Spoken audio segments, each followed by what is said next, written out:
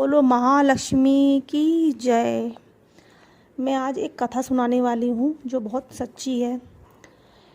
मालती स्वभाव की सरल, होशियार, मृदुभाषी और कार्य निपुण थी।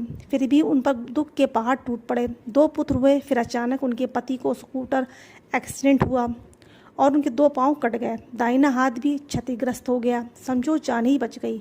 घर की जवाबदारी मालती पर आ पड़ी। शादी को 4-5 साल ही हुए थे, इसलिए बचत भी ना कर सकी। सिर्फ फ्लैट था अपना। वे बहुत व्याकुल हो गई, किंतु बाहर से पति को जरा सा भी ना लगने दिया कि वो घबरा गई है। उसने पति को बहुत हिम्मत दी। सुख में सुनार, दुख में राम, ये कहावत अनुसार मालती को भगवान याद आए। ऐसे संकट में तो भगवान ही बचा सकते हैं। वे सोचने लगी कि मैं क्या करूं तो मुझे कुछ रास्ता मिले।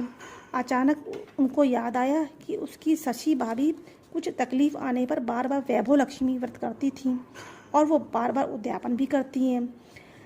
वे ये व्रत की बहुत महिमा गाती थी। एक उद्यापन में भाभी ने उसे बुलाया भी था और व्रत की पुस्तक भी दी थी। व्रत की पुस्तक मालती ने अलमारी के एक कोने में रख छोड़ी थी। वे तुरंत उठी और वे पुस्तक खोज निकाली। खोलकर उसमें छपे हुए श्रीयंत्र लक्ष्मी जी के विविध स्वरूप की छवियां देखी।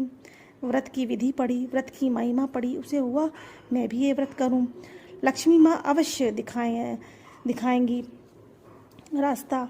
और उसने वहीं बैठे बैठे ही 11 शुक्रवार वैभव लक्ष्मी का व्रत करने की मन्नत मांगी और बैठे बैठे मनी मन में जय माँ लक्ष्मी का रटन करना शुरू कर दिया। शुक्रवार होते ही उसने पूरे भाव से वैभव लक्ष्मी का व्रत किया। 5वां शुक्रवार था। उस दिन मालती की सखी रीमा उसे मिलने आई। वे दोनों कॉलेज में साथ साथ पढ़ती थीं।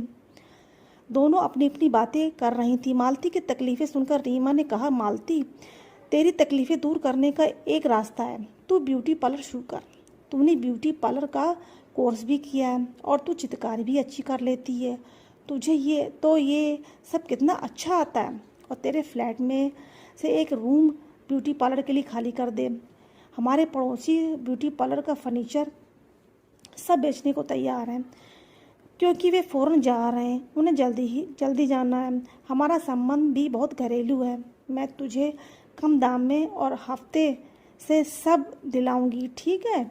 मालती को ये बात जच गई। उसने तुरंत पति की अनुमति मांगी। पति को भी पत्नी घर में रहकर कुछ करे उसमें कोई ऐतराज़ ना था। उन्होंने अनुमति दे दी। मालती ने रीमा को कहा, तू जल्दी ही मुझे ब्यूटी पार्लर का सामान दिलवा दे। मुझे तेरी बात बहुत जच गई है। काम भी होगा और पति बच्चों का ख्याल भी रहेगा। 7 दिन में ही मालती ने घर में ब्यूटी पार्लर खोल दिया। धन लक्ष्मी की कृपा से 1 माह में उसका पार्लर अच्छा जम गया। इस तरह वैभव लक्ष्मी व्रत के प्रभाव से मालती को रास्ता मिल गया।